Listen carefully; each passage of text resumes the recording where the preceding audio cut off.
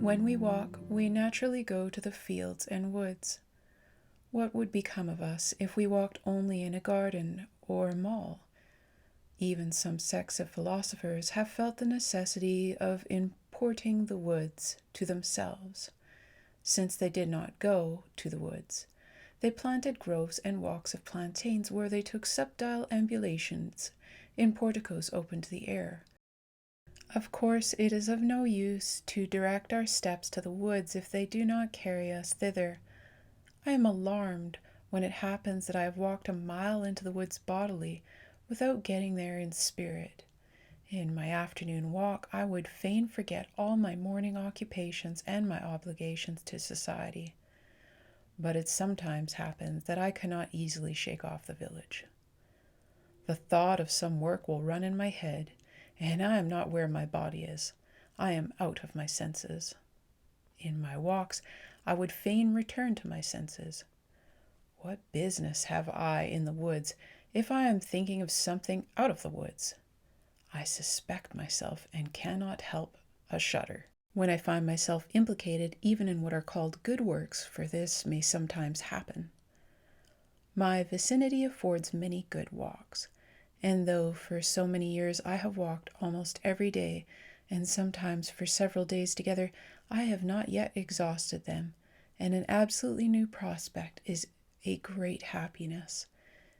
And I can still get this any afternoon. 2 or 3 hours walking will carry me to as strange a country as I expect ever to see.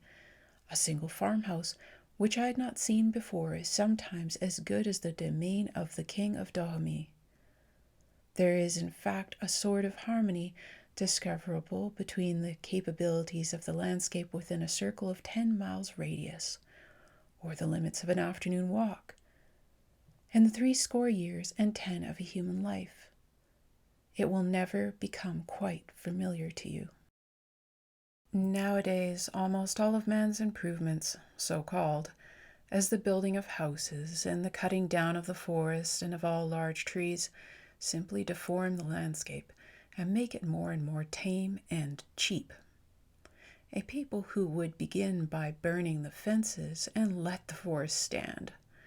I saw the fences half consumed, their ends lost in the middle of the prairie, and some worldly miser with a surveyor looking after his bonds. Well, heaven had taken place around him, and he did not see the angels going to and from, but was looking for an old post-hole in the midst of paradise.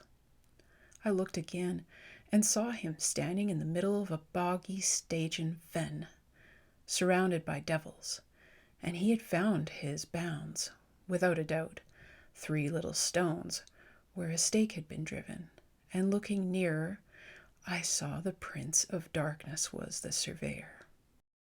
I can easily walk 10, 15, 20, any number of miles, commencing at my own door without going by any house, without crossing a road except where the fox and the mink do, first along by the river, and then the brook, and then the meadow and the woodside. There are square miles in my vicinity which have no inhabitant. From many a hill I can see civilization and the abodes of man afar. The farmers and their workers are scarcely more obvious than the woodchucks and their burrows. Man and his affairs, church and state and school, trade and commerce, and manufactures and agriculture, even politics, the most alarming of them all, I am pleased to see how little space they occupy in the landscape. Politics is but a narrow field, and that still narrower highway yonder leads to it.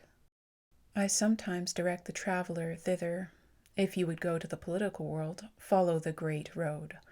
Follow that market man. Keep his dust in your eyes, and will lead you straight to it, for it too has its place merely and does not occupy all space.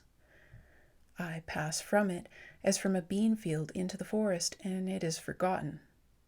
In 1/2 hour I can walk off to some portion of the earth's surface where a man does not stand from one year's end to another, and there consequently politics are not, for they are but as the cigar smoke of a man. The village is the place to which roads tend, a sort of expansion of the highway, as a lake of a river.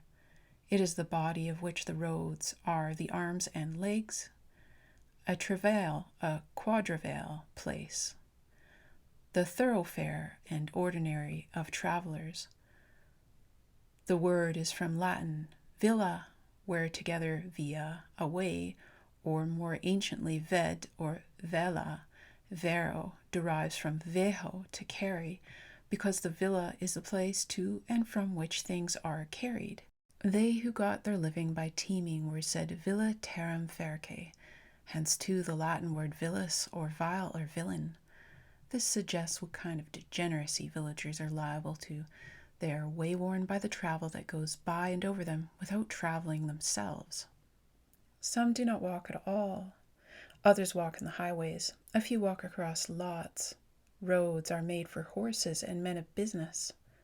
I do not travel in them much, comparatively, because I am not in a hurry to get to any tavern or grocery or livery stable or depot to which they may lead. I am a good horse to travel, but not from choice a roadster. The landscape painter uses the figures of men to mark a road.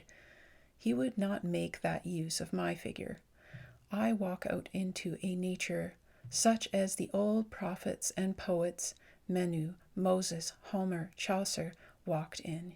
You may name it America, but it is not America, neither Americus Vespucius, nor Columbus, nor the rest were the discoverers of it. There is a truer account of it in mythology than in any history of America so called that I have seen. However, there are a few old roads that may be trodden with profit, as if they led somewhere now that they are nearly discontinued. There is the old Marlborough Road, which does not go to Marlborough now, methinks, unless that is Marlborough where it carries me. I am the bolder to speak of it here, because I presume that there are one or two such roads in every town. The old Marlborough Road, where they once dug for money, but never found any, where sometimes Marshal Miles singly files, and Elijah Wood, I fear for no good, no other man, save Eliza Dugan, O man of wild habits, partridges, and rabbits, who hast no cares only to set snares, who livest all alone, close to the bone, and where life is sweetest, constantly eatest. When the spring stirs my blood with instinct to travel, I can get enough gravel on the old Marlborough Road. Nobody repairs it, for nobody wears it. It is a living way, as the Christians say.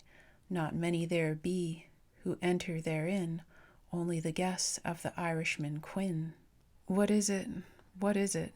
But a direction out there, and the bare possibility of going somewhere. Great guide-boards of stone, but travelers none. Cenotaphs of the town named on their crowns. It is worth going to see where you might be. What king did the thing, I am still wondering, set up how and when? By what select men? Gorgas or Lee, Clark or Darby? They're a great endeavor to be something forever. Blank tablets of stone, where a traveler might groan, and in one sentence grave all that is known, which another might read in his extreme need. I know one or two lines that would do, literature that might stand all over the land, which a man could remember till next December, and read again in the spring after the thawing. If with fancy unfurled you leave your abode, you may go round the world by the old Marlborough Road. At present, in this vicinity, the best part of the land is not private property. The landscape is not owned, and the walker enjoys comparative freedom. But possibly the day will come when it will be partitioned off into so-called pleasure grounds, in which a few will take a narrow and exclusive pleasure only, when fences shall be multiplied and man-traps and other engines invented to confine men to the public road, and walking over the surface of God's earth shall be construed to mean trespassing on some gentleman's grounds. To enjoy a thing exclusively is commonly to exclude yourself from the true enjoyment of it. Let us improve our opportunities then, before the evil days come.